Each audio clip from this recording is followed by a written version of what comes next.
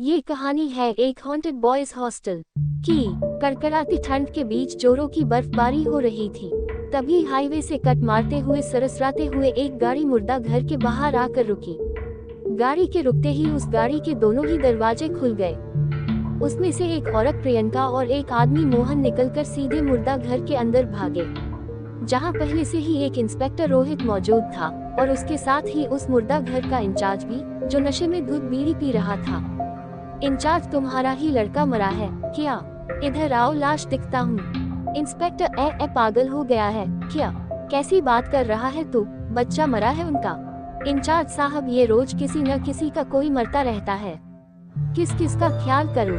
Inspector, चर्बी चढ़ तुझे, चल साइड हट। इंस्पेक्टर, उन आदमी और औरत से माफ कीजिएगा, आइए इधर आइए। इंस्पेक्टर माफी मांगते हुए उन्हें सफेद चादर से ढकी लाश के पास ले गया। प्रियंका, आपने तो अस्पताल के लिए कहा था और अब मुर्दा घर में एक लाश के पास खड़ा कर दिया। ये कैसा मजाक कर रहे हैं आप मेरे साथ? विक्रम को तो हम अभी एक हफ्ते पहले हॉस्टल छोड़कर आए थे, वो कितना खुश भी था वहाँ। अब यहाँ मुर्दा घर में क्या करने आए हैं हम? मोहन, प्रियंका संभालो अपने आप को, इन्होंने बस चेहरा पहचानने को ही बुलाया है बस। मोहन प्रियंका को समझा ही रहा था कि इतने में पुलिस ने लाश के मुंह से चादर हटाई, जिसे देखते ही प्रियंका अपने बेटे विक्रम का नाम लेकर चीखते हुए रोने लगी। जवान बेटे की लाश को देखकर मोहन भी अपने आप को रोक नहीं पाया और कूट कूट कर रोने लगा। फिर न जाने क्यों मोहन को क्या सूझा, वो सीधा उठा और इंस्पेक्टर के गिरबान को पकड़ते हुए दीवार में छिटा दिया। मोहन, बता क्या हुआ मेरे बेटे के साथ? बोल, वरना मैं खड़े खड़े तेरी वर्दी उतरवा दूंगा। मोहन के यूं बदतमीजी पर उतर जाने के बाद इंस्पेक्टर, जो अब तक शांत था, वो एकदम से भड़क उठा। फिर उसने मोहन के हाथों को झटकते हुए कहा, इंस्पेक्टर, होश में रहकर जवान खोलिए। मोहन खन्ना, मैं आपके टुकड़ों पर पलने वाला कुत्ता नहीं हूँ जो आपकी धमकियों से डर जाऊंगा। अगर अभी आपने अपना बेटा नहीं खोया होता तो मैं आपको बताता कि खड़े खड़े और भी क्या करा जा सकता है। खैर, आपके बेटे की लाश विक्टोरिया हॉस्टल के पीछे बरामद हुई है। प्रियंका, मेरा बेटा पढ़ने गया था वहाँ और अब लाश बनकर लौटा है। आखिर ऐसा क्या होता है वहाँ? इंचार्ज, मौत का तांडव होता है वहाँ। ये कोई पहली लाश नहीं जो वहाँ से आई है, पहले भी कई मौत हो चुकी है वहाँ, पर गुत्थी कोई नहीं सुलझा पाया। जिसने भी कोशिश की मौत ही पाए। इंस्पेक्टर खन्ना सर, आपसे वादा रहा, ये गुत्थी में ही सुलझाऊंगा और उन्हें जेल तक पहुँचा कर ही दम लूंगा, फिर चाहे उसके लिए कुछ भी हो। इंचार्ज, जवान हो, जोश है, कर लो कोशिश, बाकी समझदार तो दूर ही रहते हैं वहाँ से। इतना कहता हुआ मुर्दा घर का वो इंचार्ज बाहर चला गया और जाते जाते इंस्पेक्टर को ये चुनौती भी दे गया। वो क्या, कोई भी इस केस को नहीं सुलझा सकता, क्योंकि इसके पीछे बहुत कुछ रहस्यमयी है। लेकिन इंस्पेक्टर भी अब ये ठान ही लेता है कि वो अब सच का पता लगाकर ही रहेगा। इसलिए वो अगले ही दिन हॉस्टल में एक कॉलेज स्टूडेंट बनकर पहुंच गया। लेकिन यहाँ पहुंचते ही उसे बहुत अजीब लगता है और वो सोचने लगता है कि एक पहाड़ी के अंत में यूं खाई के पास भला हॉस्टल कौन बनाता है? भला ऐसी जगह पर कोई अपने बच्चे को कैसे छोड़ सकता है, वो भी खन्ना जैसे लोग? हॉस्टल को देखते ही ये वीरान जगह लगती थी। रोहित हॉस्टल में जा ही रहा होता है कि तभी उसे हॉस्टल का एक चौकीदार रोकता है। चौकीदार, कहाँ चले बाबू? रोहित, हॉस्टल में एडमिशन लेना है। चौकीदार, एडमिशन लेना है तो रात में आइए, दिन में यहाँ कोई काम नहीं होता है।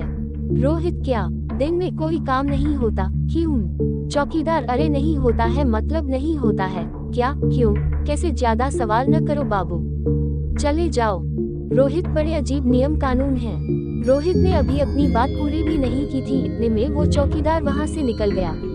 रोहित ने भी सोचा अगर पूरा सच जानना है तो ठंडे मिजाज से काम लेना होगा, इसलिए वो रात होने का इंतजार करने लगता है।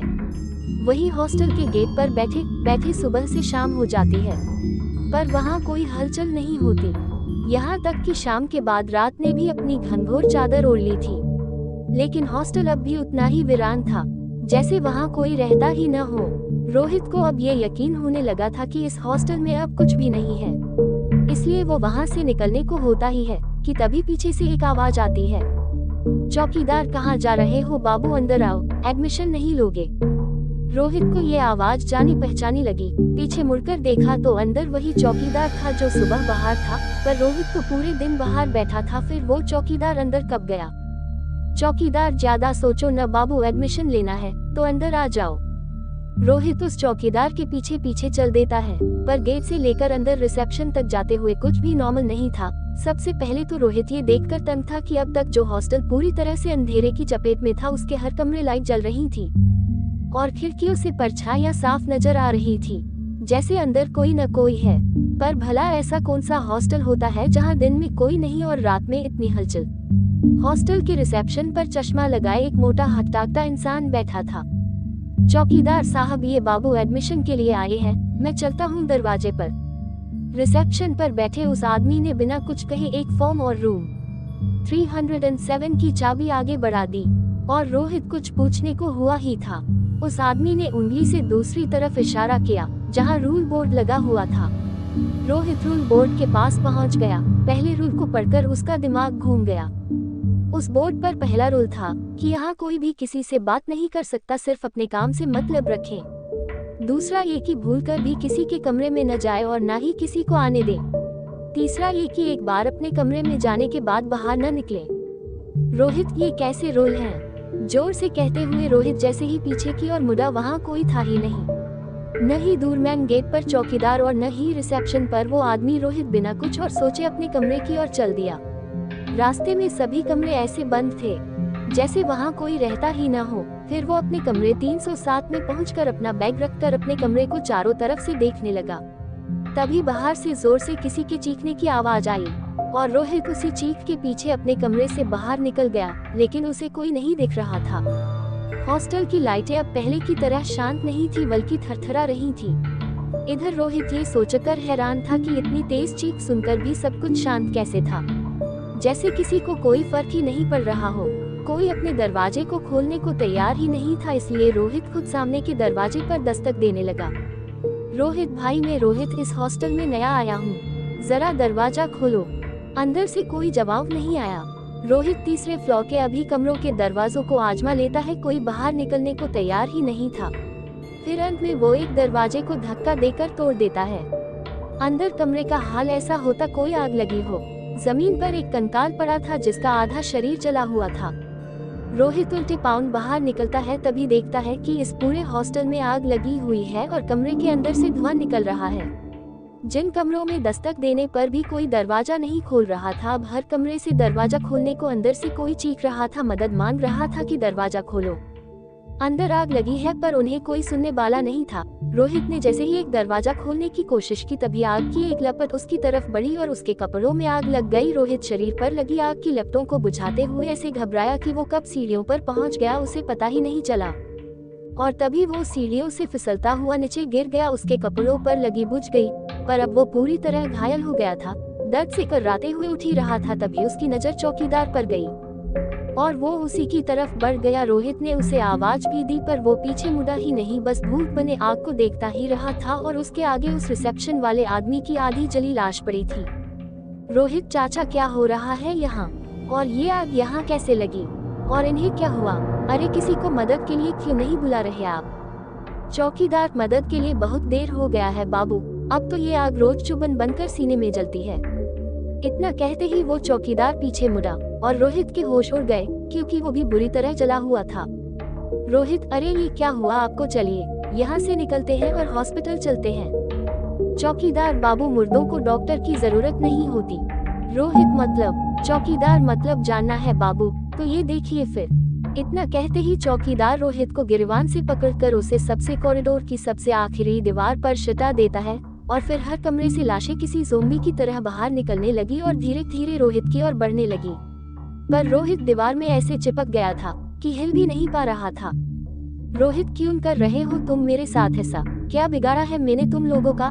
अरे तुमने तो उस बच्चे को भी नहीं छोड़ा जिसे तुमने कल मारा था। चौकीदार रोते हुए बोले, क्यों छोड़ता बाबू, क्यों छोड़ता बताइए, जब हम लोगों को जिंदा जलाकर मारने वाला भी एक बच्चा ही है। बात दरअसल करीब 6 साल पहले की है, जब इस इलाके में सिर्फ एक ही हॉस्टल था, विक्टोरिया हॉस्टल। काफी नाम था इस हॉस्टल का, जिसे देखते हुए किसी और ने भी यहाँ एक नया हॉस्टल खोला जिसका नाम भी विक्टोरिया हॉस्टल रख लिया।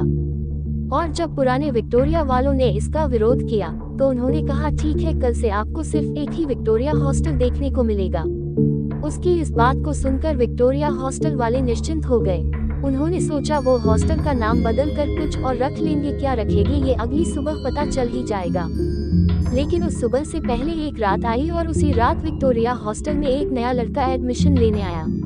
रिसेप्शन से उसे कमरा नंबर 307 दे दिया, इस बात से अनजान कि ये लड़का नए हॉस्टल वालों ने भेजा है, जिनसे आधी रात में पहले हॉस्टल के सभी कमरों को बाहर से बंद करा और फिर पूरे हॉस्टल में आग लगा दी, जिसे वार्डन और चौकीदार भी नहीं रोक पाए और सब उस आग में झुलसकर मर गए। अब उन्हें क्या पता था कि कल से सिर्फ एक विक्टोरिया हॉस्टल दिखने का ये मतलब था। तब से लेकर आज तक जो भी रात को विक्टोरिया हॉस्टल की तलाश में निकला, उन्हें यही विक्टोरिया हॉस्टल मिला और बदले में मिली उन्हें मौत। क्योंकि विक्टोरिया हॉस्टल में जिसने आग लगाई वो तो बच निकला, इसलिए जो भी रात को यहाँ आता है वही विक्टोरिया हॉस्टल में मरे सभी लोगों की नजरों में वो ही उनका हत्यारा बन जाता है। ऐसे में इंस्पेक्टर रोहित क्या हुआ होगा ये बताने की जरूरत तो नहीं। अगर मेरी ये कहानी आपको पसंद आई हो तो कमेंट शेयर जरूर करें।